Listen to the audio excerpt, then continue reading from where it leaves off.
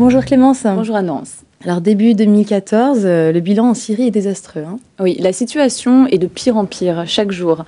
Le mois de janvier 2014 a été l'un des mois les plus sanglants selon l'Observatoire syrien des droits de l'homme. On compte des dizaines de milliers de morts depuis le début du conflit. On lit dans la presse des faits divers terrifiants.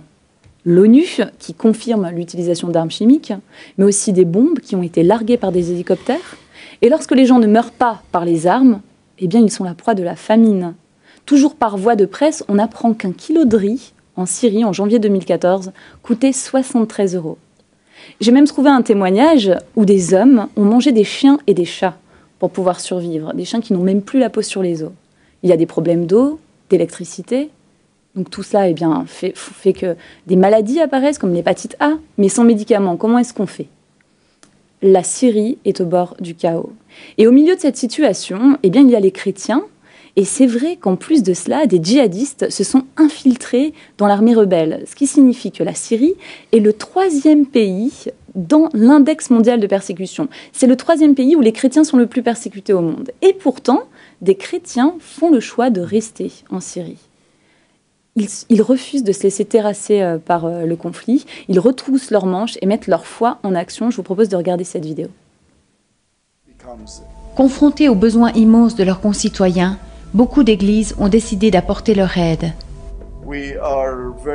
Nous sommes profondément attachés à notre pays et nous aimons profondément les Syriens, quelles que soient leurs convictions, leurs opinions ou leurs actes. Les déplacés internes viennent à nous. Ils n'ont plus rien. Ils ont tout perdu. Ils souffrent et doivent faire face à de très nombreuses difficultés. Leurs visages reflètent leur détresse. Tout cela nous pousse à aller à leur rencontre et à leur proposer notre aide. Donc, j'ai le choix d'être comme le Lévite qui se contente d'observer, ou alors de faire ce que Jésus commande. Jésus n'est pas resté dans les cieux à écouter le chant des anges, mais il est venu et a eu des gestes très pratiques. Donc, j'ai décidé de faire comme Jésus. Je crois que le Seigneur a préparé son Église pour ce temps. Je suis absolument convaincu que c'est notre temps. Cette conviction est celle de la majorité des chrétiens ici. C'est ce qui retient la plupart d'entre nous ici.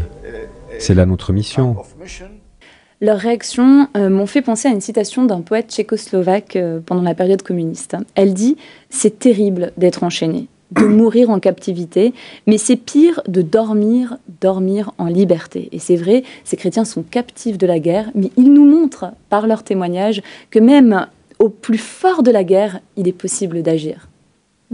Donc dormir, oui, mais fermer les yeux, non. Merci Clémence.